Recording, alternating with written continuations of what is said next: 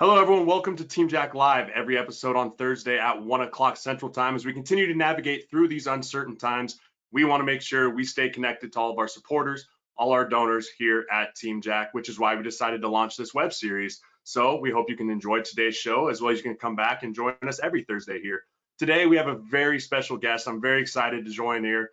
My former head coach at the University of Nebraska, now current defensive coordinator at LSU, Coach Pelini. Coach, how are you doing? I'm good, Jeremiah. It's good to see you. You look good. Oh, I appreciate it, man. It's been too long. I was trying to think. I don't think we've ran into each other since probably when I came back in 2014, training here at Nebraska. I mean, you've been up in Youngstown and doing your thing up there, and it's been, like I said, it's been too long.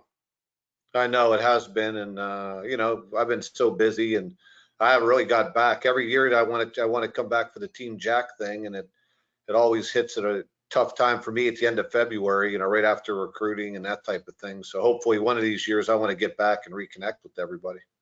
Absolutely. I mean, we still got a solid. I mean, myself, Brent Qualley, Spencer Long, Stirrup, we all came back and trained. I mean, that part of that core group that we had there in the 2013 season when we were still rolling through there, all come back and still talk about the good old days when we're rocking around the stadium. And it's pretty cool to see, Coach. But I mean, the main reason we're here, we want to talk a little bit about the Team Jack Foundation and how you were involved in that. I mean, you were an integral part in really getting the Team Jack Foundation launched. I mean, you really helped gain the national attention in the spring game of 2013 when we had Jack run the 69-yard touchdown.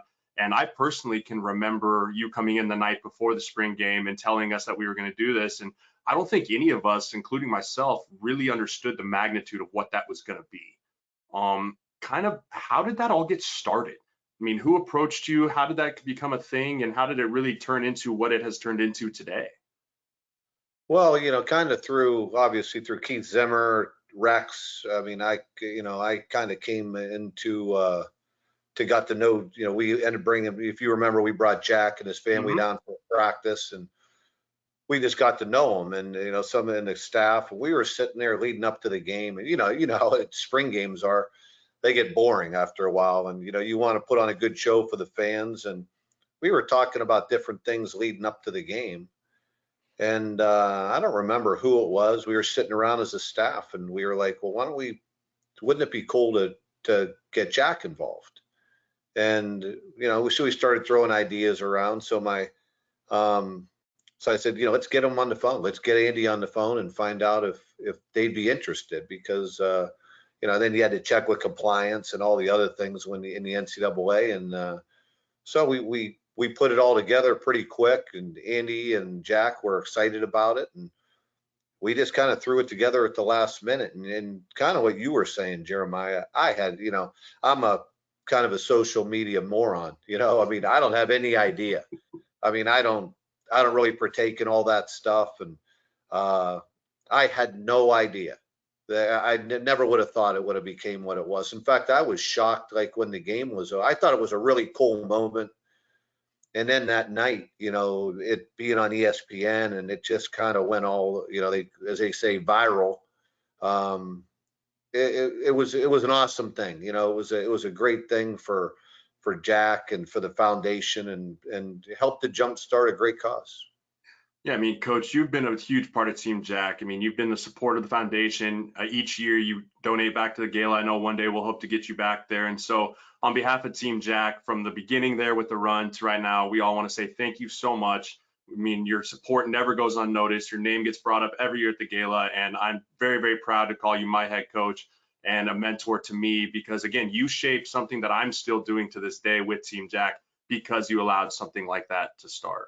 And one thing I wanted to talk about, Coach, is before we get into more Team Jack stuff, as far as what you felt like that did for the team personally. Did you feel like that? I mean, that 2013 season was pretty special, in my opinion. We had a lot of injuries, we had guys up and down, but I felt like because of something like Team Jack, it really galvanized us as a team. And have you seen that? I mean, did you see that year? Did you see something that is simple as Team Jack and having Hoffman run that bring us closer as a team, which allowed us to have our success going into that year? Yeah, I think it's all, if you remember, Jeremiah, I always talked about the process, and Always.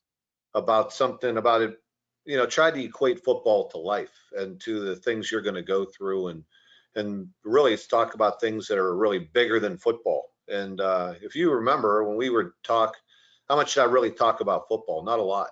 I Mm-hmm. talked more about what we did away from the football field and giving back. And there were a lot of things that about really trying to shape the guys who came into that program as men. And, I think that was, I mean, you want to talk about a learning experience for everybody. And like, you get so caught up in what you're doing into the football aspect of things, into spring ball and the spring game, and there's 70, 80,000 people in the stands. And then something like that comes, here comes Jack, and you realize that, for all the things we're going through, and for about winning and losing football games, that now this is real. This is real life, and this is football. This is much bigger than football. And I think it humbles people. It humbled, I think, our football team. I think everybody puts things in perspective, and I thought it brought us all together. Absolutely. Coach, why is Team Jack to this day still important to you? I know that you've been involved since the beginning, but why is it something you continue to support even now? I mean, you've been to Youngstown, you're now down at LSU, and it seems like something you kind of wear as a badge with you as you go. Why is it still so important to you? Well, I mean, obviously Jack's important to me, and Andy and the Hoffman family. They're such special people, and um, cancer has touched my life. I mean, it's been something that even through my foundation, when I was, our foundation we had when we were at Nebraska, that, we were pretty involved in cancer research. And when it touches you at home, when it touches you personally, you realize how great a cause it is. And, getting to know Andy, and getting to know the Hoffmans and Jack and what they were going through. And I got in touch, I came across a number of people like that during my time at Nebraska through Make-A-Wish.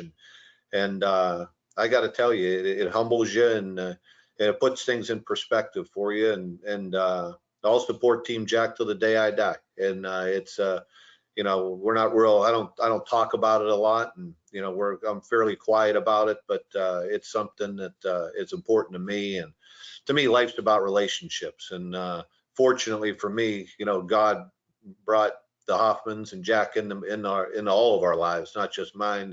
Rex and everybody else. And I think it's something that we all share, and it's been a great thing. I remember a couple of years ago, I think it was Andy. I don't know who sent it to me. It must have been Andy. But when I got, I didn't know exactly what was going on with Jack at the time, and I got a couple videos of him hitting a home run. And I think it was in the park home run, or I don't know whether he hit it out of the park or whatever. And I remember being in the office, and I'm running around showing everybody that was with me from Nebraska, like, look at this, how about this? Look at Jack, look what he did. And I felt like a little kid. And it's just something special. Absolutely. I mean, that's something that I love following Jack. I mean, it's crazy. I mean, I remember him running out there, and you see him now, and he's a growing like kid. And I mean, that's something that's we'll never be able to take away from us. And again, I thank you for that. If you're just joining us again, I have Coach Bo as my guest here on Team Jack Live. We're doing it every Thursday, a web series during the wild times here to stay in touch with the fans, stay in touch with the supporters and the donators of Team Jack. You guys mean the world. You're the reason why Team Jack is what it is because of your support. If you guys have questions, we will be asking questions later on at the end of the show. So if you want to send some questions in for Coach Bo or myself, we will be asking those later on. Coach, tell us about your family. You touched on a little bit how cancer touched close to home for you, but has it ignited your passion more? Is Jack something that kind of at the end I know for me, the Team Jack Gala is kind of like a reset every year of like it kind of reignites my passion for pediatric brain cancer. I mean, is Team Jack Foundation, and I mean, really your foundation, something that you continue to find ways to reignite yourself every year to keep going after that cause? Yeah, I think it's an ongoing thing.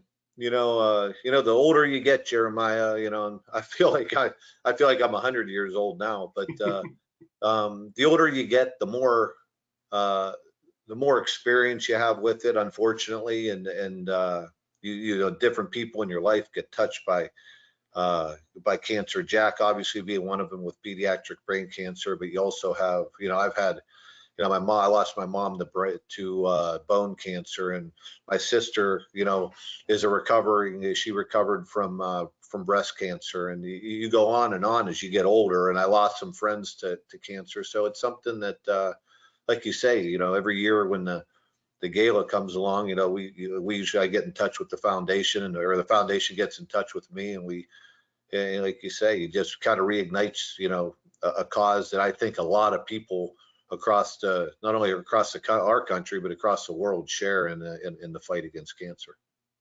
Absolutely. Coach, let's pivot a little bit. Let's talk a little ball here. NFL draft tonight. First of all, it's a wild year. I know as a player thinking about, man, going through the draft with there not really being a real draft, no real OTAs.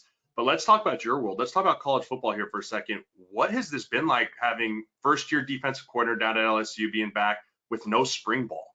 I mean, this has had to just be, uncharted territory for you. Kind of how are you managing this, and how's the coaching staff down there kind of taking steps to prepare for the fall?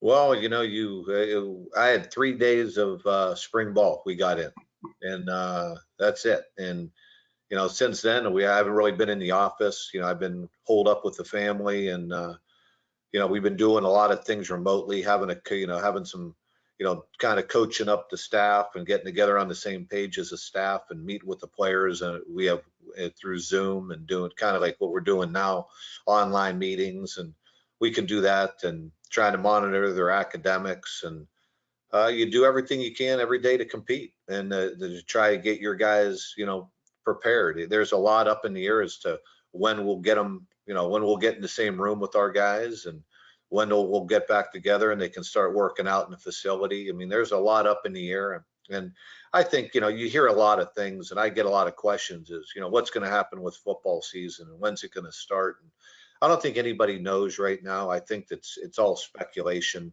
I would assume that at some point we're going to play football in the fall.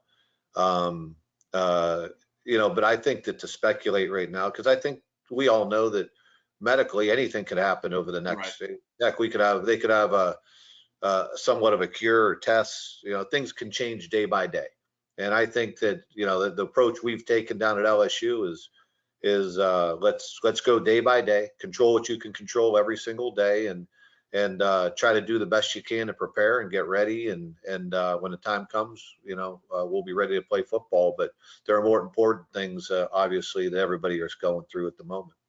Coach, you have a dang impressive resume as a coach, and as a player too. You've been one of the most notable defenses in the country here in Nebraska. You've won a Super Bowl in the NFL. What are some of your most memorable moments that you reflect back on now? You're not 100. I know you say you're 100, but you're not 100. But you have had a great football career. What are some things that you reflect back on and just really revel in that, what you've done? Well, I take a lot of pride in. I was really fortunate. I won. I was part of a Super Bowl winning team with the Niners, and back in '94, and then won a national championship my first stint at LSU. And just being able to be a head coach for whatever it was, 13, 14 years. I don't know how many years it was actually, and I've enjoyed. I've been very lucky. I've been very fortunate, and the thing I take the most, that I've relished the most, is all the relationships I've made, not only through my playing career, but my coaching career. And I hope I've been able to influence a lot of young men through my coaching and help them. If you remember, when I sat in your living room, the first thing I said is I didn't guarantee anything as far as playing time or what we're going to do, but I said when you walk out of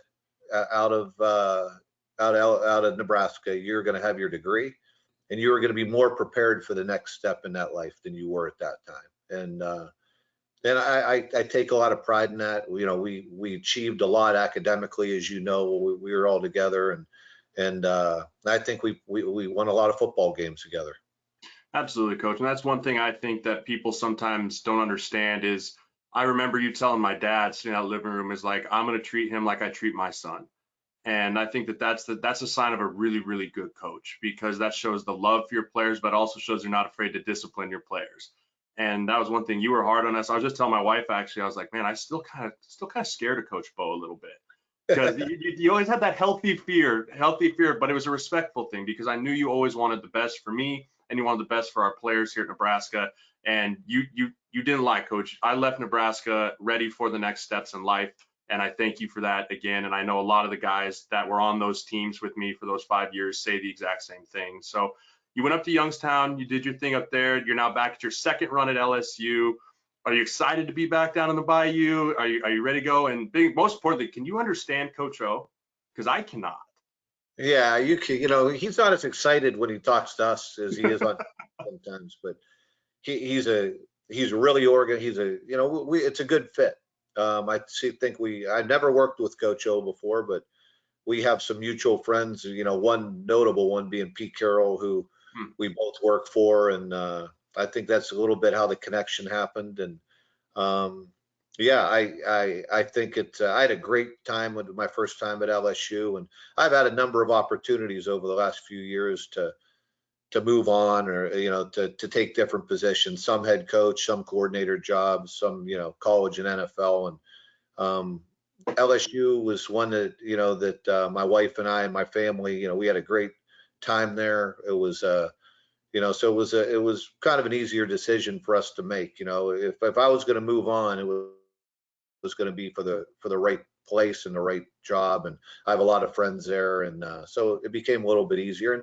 And I kind of look forward to being a coordinator again, and being able to kind of get into the nuts and bolts of football, coach some ball, and not have to worry about all the things that go along with being a head coach. And so I'm excited about it. It's a next opportunity, and we'll make the most of it. And it's a good place, a great place. I mean, it's and one where I have some fond memories, and look to make some more memories. Absolutely, Coach. You touched on it. I don't think a lot of people understand. What would you say is the biggest difference between being an offensive or defensive coordinator and being a true head coach of the teams? Well, I mean, I always think when you're a coordinator, you're kind of the head coach of one side of the ball. But when you're a head football coach, you have, between the media and appearances and the things away from the facility that you have to do, it exponentially becomes a lot more. There's a lot more demands on your time away. And as you know me, Jeremiah, I cherish my family time. I cherish being around the family. I cherish my free time.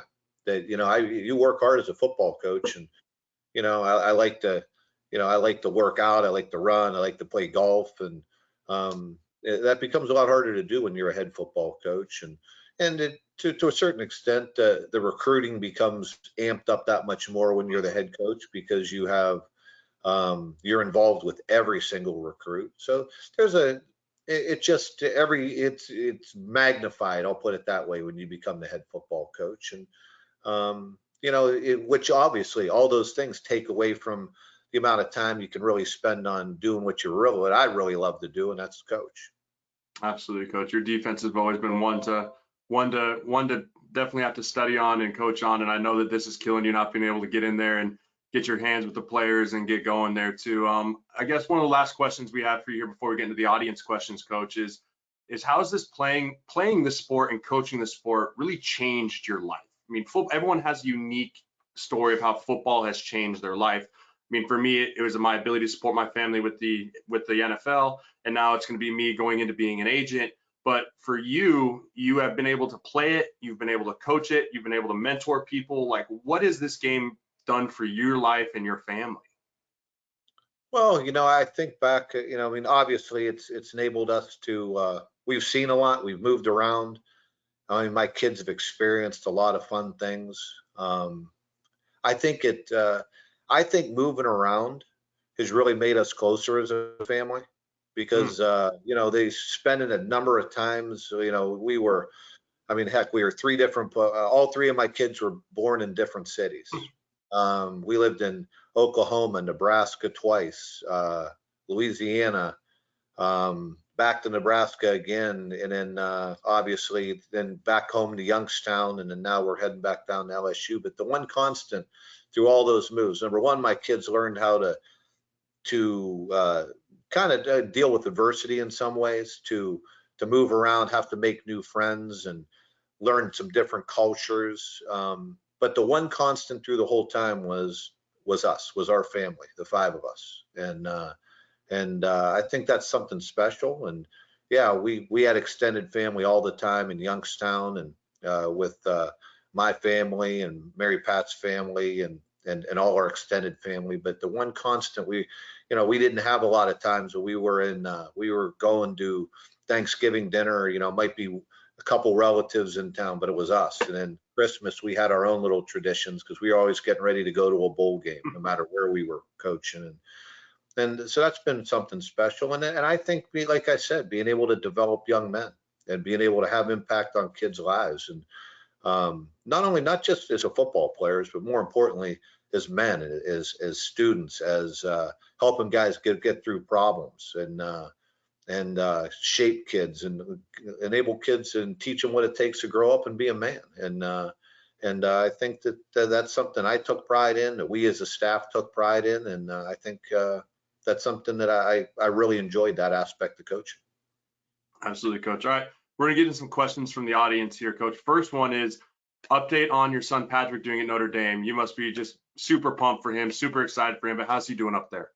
He's doing awesome. He's actually here home with us right now, and hasn't been there for this whole semester, but or since they called off classes. But he's going into he has 2 more years of eligibility remaining, but he'll play. So he'll play this next fall, and he can probably graduate in the fall, and then he'll have some decisions to make. Is he going to want to play another year, or is he going to want to go be a grad transfer somewhere, or is he going to take a job? But he's had a great experience here. Notre Dame's a great place, and has had a good experience both in the classroom and on the football field, and they've won a lot of football games. And but most importantly, that's an absolutely wonderful academic institution, and he's had a great experience at Notre Dame.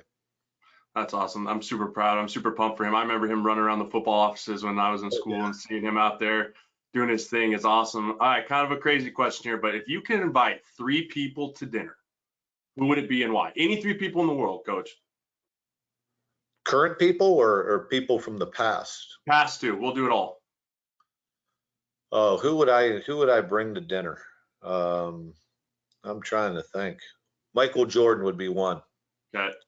I think he's just one guy that I always thought was just a winner, and who else would I bring to dinner? I think, I'm a kind of a big history buff.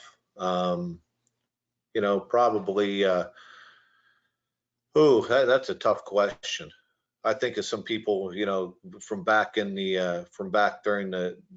World War II and that type of thing, like Winston Churchill, somebody like that, from what he went through, what they went through during that whole time of all the decisions that need to be made during World War II. And a third one would be probably most importantly, Jesus Christ. Absolutely.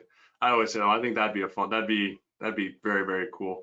So, Coach, you mentioned that you like to golf, like to do all that, but how are you spending quarantine time now? It's probably great. You probably don't usually get this time with the family. Summertime, you're usually running around the offices doing some stuff. But now that you've been quarantined, how are you guys how's the Pelini household spending their time?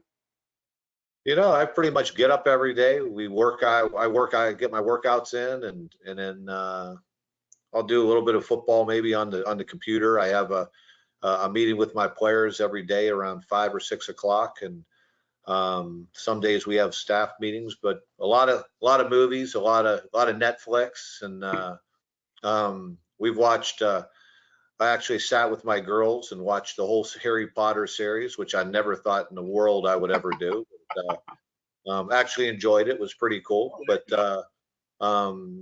watched a lot of things. Like I said, watch some TV, and it's been fun. It's been, when your kids get older, you don't ever expect to have all your kids in the house and together for as much time as we've had. So that's part of it. That's been the positive of this is having the family, or my kids, and everybody's home from school and together. We have dinner every night and sit around and maybe watch a movie together. And that's been pretty constant over the last few weeks. All right, we have a weird one. I don't know if you ever this, but it says, speaking of the culture, everything of Nebraska, do you miss runsup? You know, Were you I've ever never actually had a runza. really? That's not my thing. No, No, I think I might have had a burger from there, but they I do don't have know. good I burgers. never actually had a runza burger Okay, that's or fair. whatever those things are, those sandwiches. They told me what the ingredients were, and I know myself pretty well. That wasn't one of them. That wasn't something that I would enjoy. Absolutely. All right, Coach, do you have a favorite game from when you coached at Nebraska? Both, either stent from when you're here. Do you have one that really sticks out to you of being a favorite one that is memorable? Um, I heard Rex last week talk about that Ohio State game. That was fun. Having that come back. I always think back to that my first year there, when Alex made the long field goal to beat Colorado. And then Sue spiking the ball there in the end Yeah. zone at the end. And that game was pretty cool. And I didn't quite enjoy that as much right at the time because I was so pissed at myself for letting us get in that situation in the first place. Fake field goal. Um, but there were a lot of wonderful memories from we were there. And unfortunately, there were some games that I thought we played some great football games and that we didn't come out on top. I think of they're hard memories, but they're ones that as a coach I don't forget. I'll never forget that Texas game. Oh, Um, when they put the time back on the yeah. clock, and the A&M game down there when I thought we got ripped off in that game, and down in College Station. But but there were some good times and some rough times, but a lot of great people, and really had a great time there.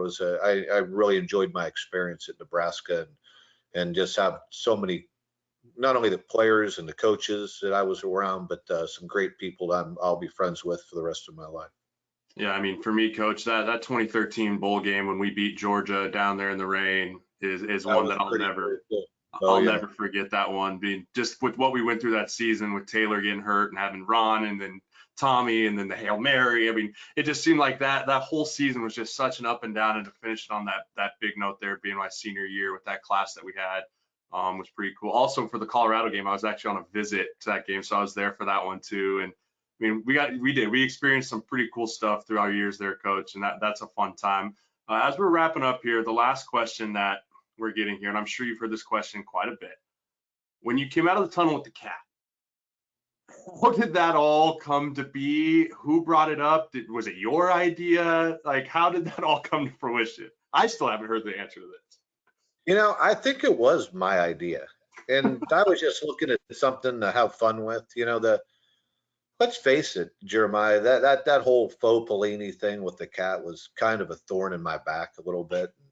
I believe it. That's just not me, Right. and that whole thing. And I tried to have fun with it when I could, and at times I really did disliked it.